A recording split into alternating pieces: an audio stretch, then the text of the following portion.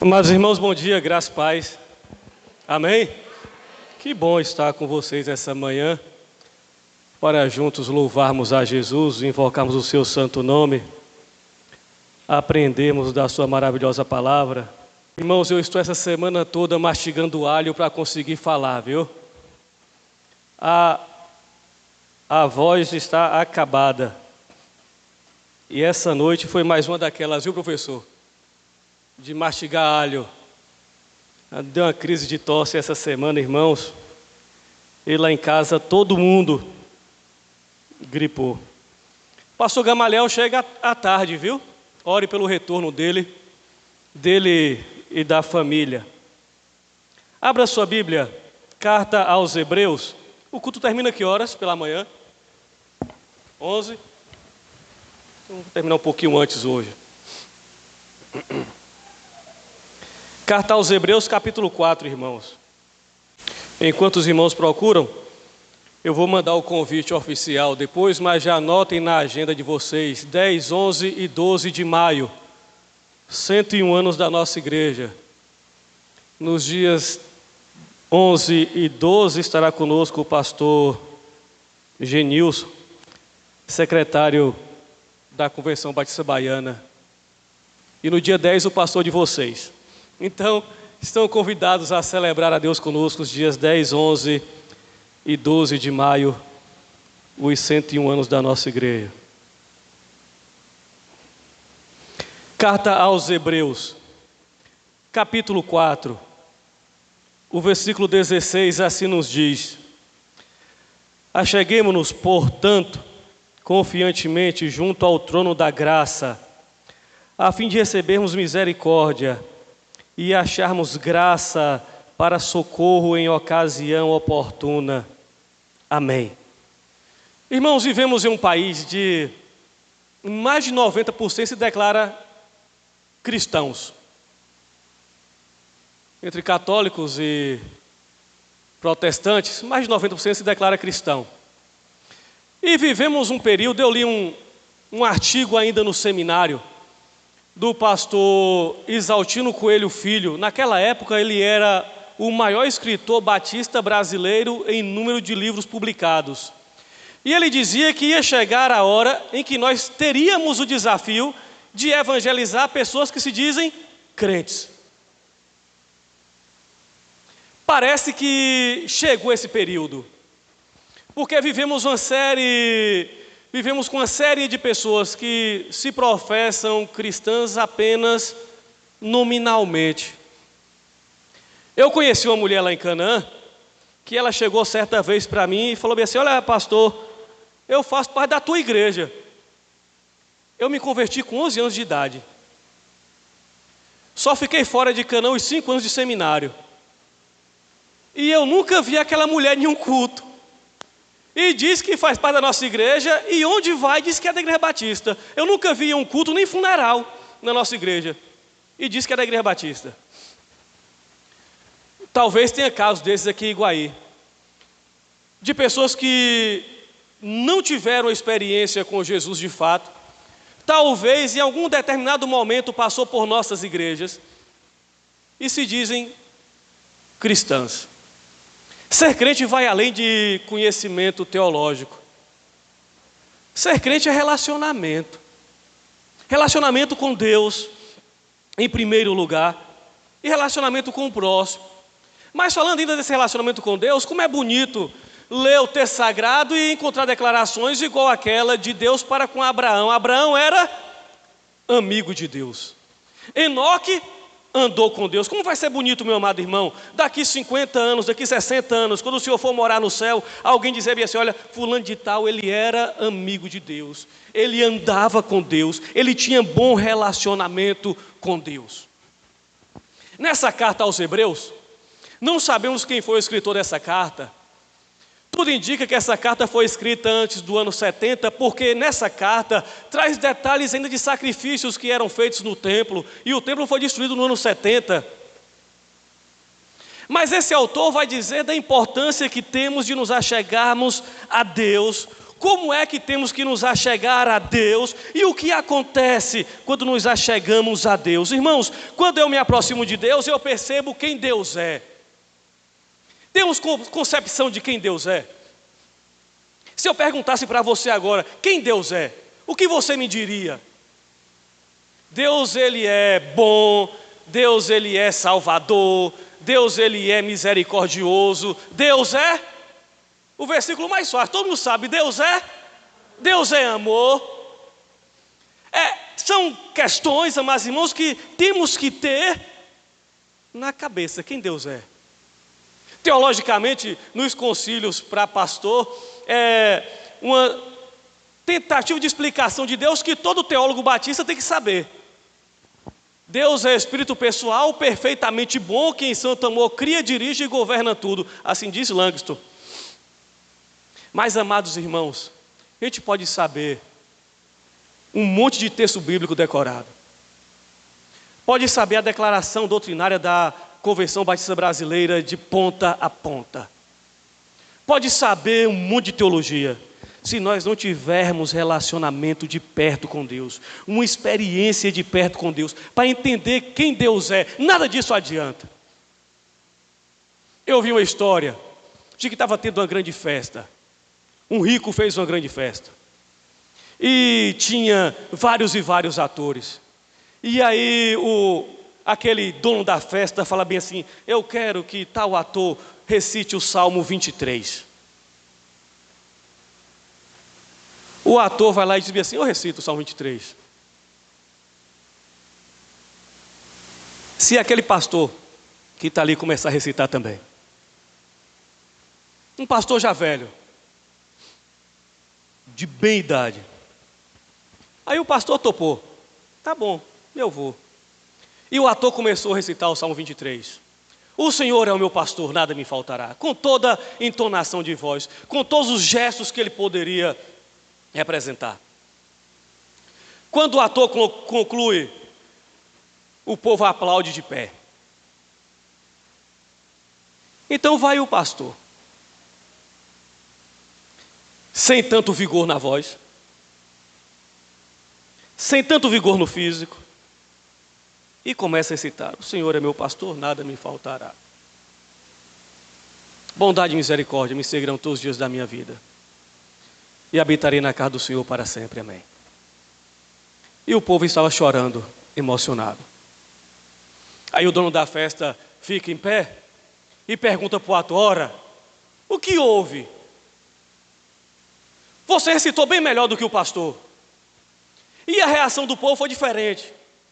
A reação do povo para com o ator citando o Salmo 23 foi de aplausos, mas algo natural do emocionalismo humano.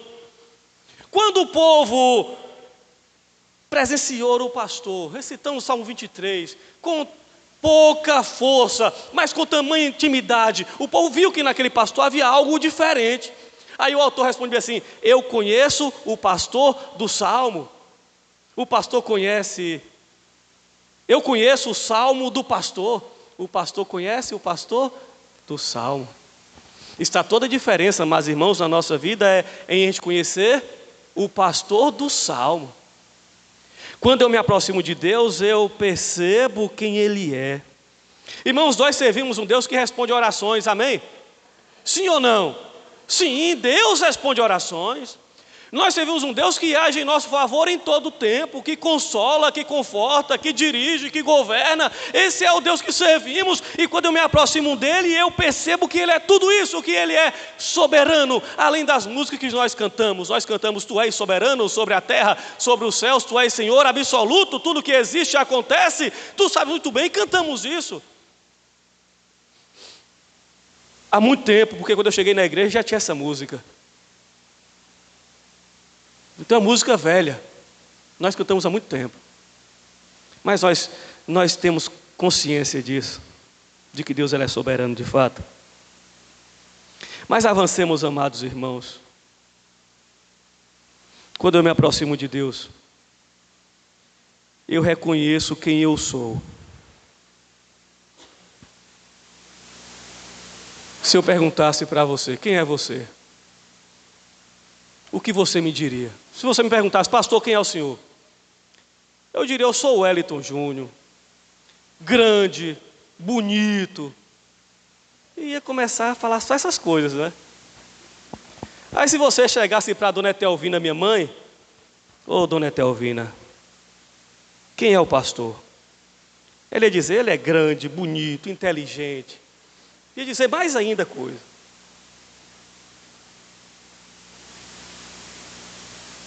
Mas eu tenho que dizer para vocês também, eu não enxergo bem.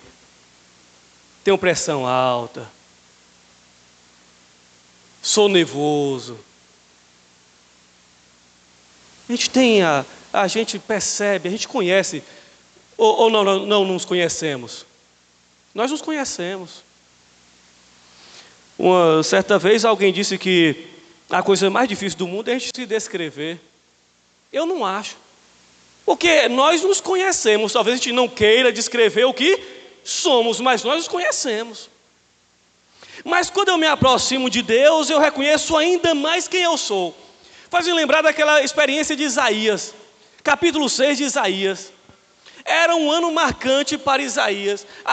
O ano da morte do rei Uzias. Isaías vai até o templo, diz ele.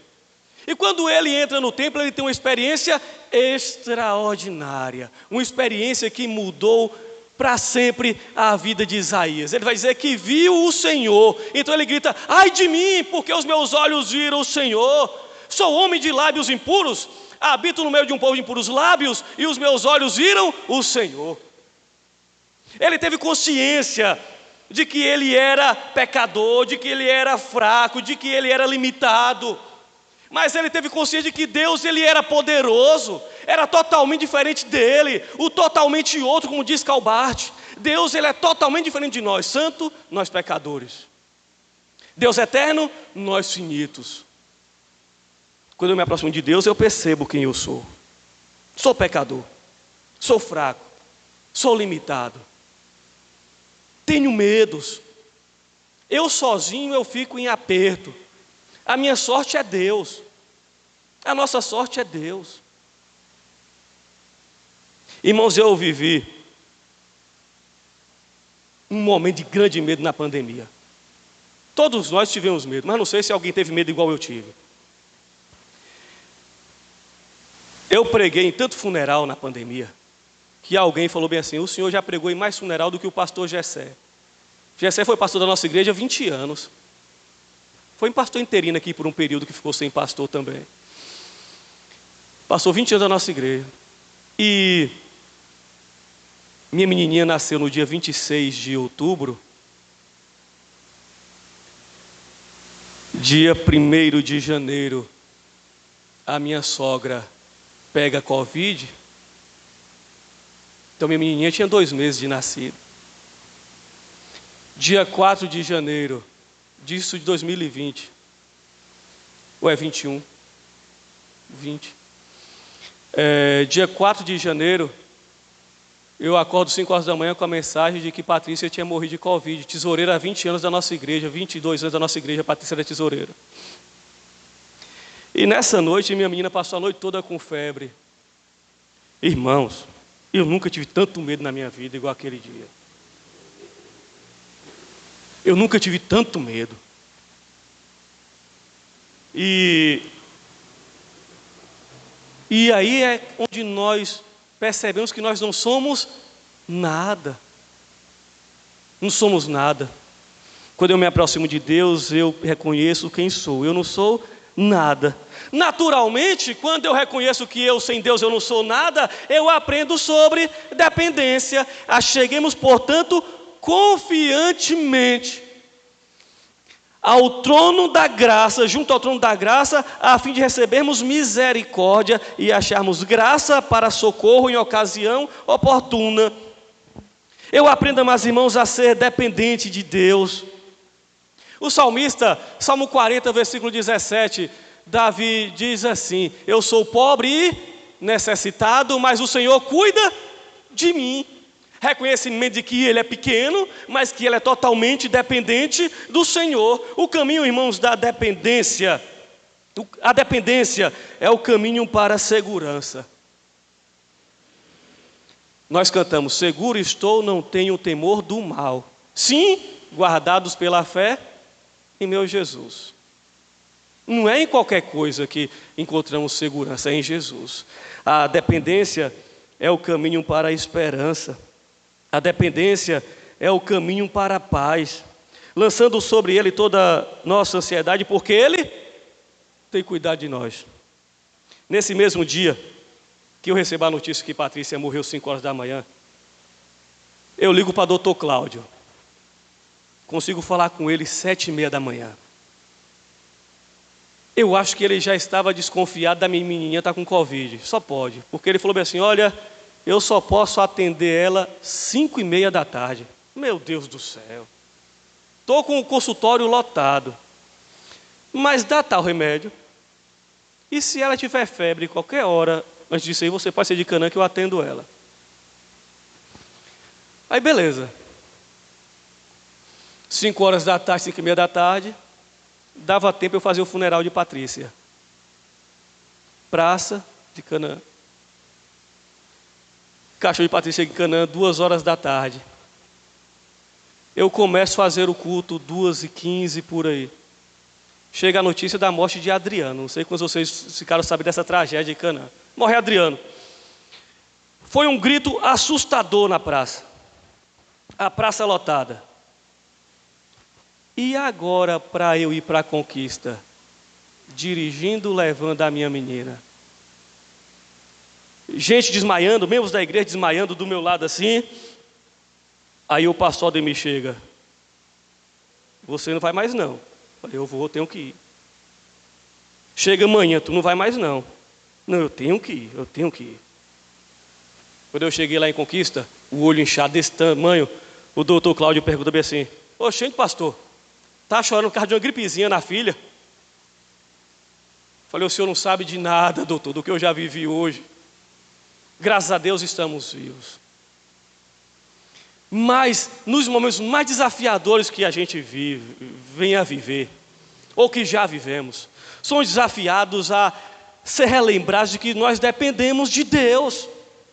Que quem dará a nossa vida é Ele, quem sustenta é Ele, quem provê é Ele. Logo temos que nos debruçar na presença dEle e lançar sobre Ele as nossas ansiedades, as nossas angústias, as nossas necessidades, porque Ele tem cuidado de nós.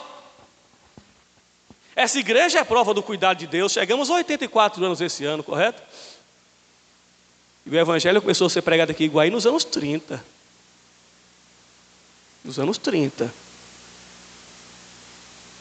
De igreja temos 84 anos em Iguaí, de igreja. De evangelho quase 100 anos sendo pregado aqui. Ao longo de todos esses anos, meus amados irmãos, nós aprendemos quem Deus é. Aprendemos quem Deus é. Deus, Ele é o nosso Deus, o Senhor dessa igreja, o sustentador dessa igreja, o nosso sustentador. Ao longo desses anos, meus amados irmãos, aprendemos quem somos. Somos servos. Servos de um Deus soberano. Aprendemos, meus amados irmãos, ao longo desses anos, que dependemos de Deus. Como igreja, como família, dependemos de Deus. Nada é pelo poder do dinheiro que caso alguém de nós tenha. Nada é pelo poder da saúde, pelo nome, pela assinatura. De vez em quando lá na nossa igreja eu desço lá ripa nos matos. Eu gosto de bater nos matos, porque eu não sou matos. Então eu gosto de bater nos matos, porque eu não sou matos. Aí quando eu olho, está a irmã Neuza, filha de Love, Léo Vegildo, Nereida, sobrinha de Inocêncio. E eu já faço para provocar também, né? Para tentar eles. Mas a assinatura não serve para nada. Não serve para nada. Se a gente não depender de Deus, a gente nada, nem dinheiro, nem os muitos e muitas faculdades que nós viemos a ter, nada se nós não dependermos de Deus. Aprendemos isso ao longo da nossa história. E aprendemos, amados irmãos, ainda mais, quando nos aproximamos de Deus, sobre obediência. A decisão mais obediente do crente é sempre mais sábia do crente é sempre obedecer. Carta aos Hebreus, capítulo 12. Rogo-vos, pois, irmãos, pela compaixão de Deus, que apresenteis os vossos corpos por sacrifício vivo, santo e agradável a Deus, que é o vosso culto, racional. E não vos conformeis com este mundo, mas transformai-vos pela renovação do vosso entendimento, para que experimenteis qual seja a boa, agradável e perfeita vontade de Deus. Amados irmãos, a decisão mais inteligente é obedecer, sem fazer acordos. Eu ouvi uma história, eu não sei se foi Geraldo Meirelles que contou lá na nossa igreja, mas eu ouvi uma história de alguém que estava em um avião, uma mulher, e senta um senhor do lado dela, viagem longa. Aí ele começa a cantar aquela mulher, vocabulário da tua época. O de hoje eu não sei mais como é que é, da nossa época, né? E a mulher fala bem assim para o homem: eu sou noiva, eu não posso me relacionar com ninguém, eu tenho meu noivo. Aí o homem fala bem assim: eu lhe dou 10 mil reais. Não, você é doido, 10 mil reais. Eu lhe dou 20 mil reais. Não, eu sou uma mulher séria. Eu lhe dou 500 mil reais. Não, eu não vou. Eu lhe dou 1 milhão de reais. Quando chegou no 1 milhão de reais, aí a mulher tremeu as pernas. Falou assim: 1 milhão de reais é 1 milhão de reais, né? Por uma noite não vai ter problema nenhum. Eu não vou mais te ver. E esse 1 milhão de reais vai me ajudar no meu casamento, na minha família. Aí continua a viagem de avião.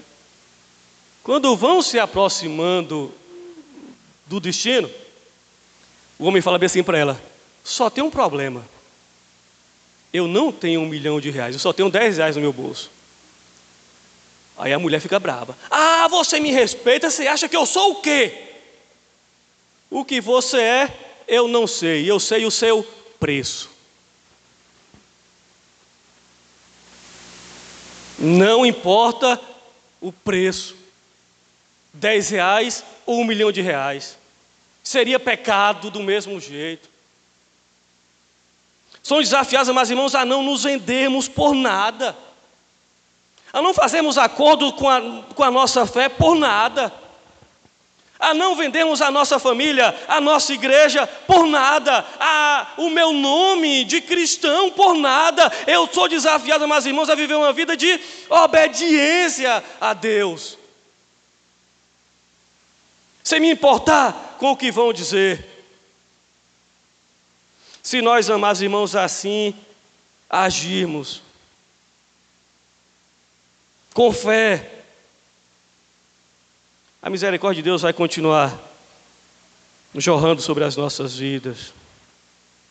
A graça, a maravilhosa graça de Jesus será cada dia mais perceptível em nossa vida. Refletiremos mais daquilo que nós somos, daquilo que Deus é, se nós aprendermos a viver uma vida de obediência. Que Deus nos ajude, meus irmãos, a obedecê-lo acima de qualquer outra coisa. Que Deus ajude vocês, a família de vocês. Que Deus sustente essa igreja, o pastor Gamaliel, sua família, cada vez mais e mais. Que Deus nos abençoe. Muito obrigado.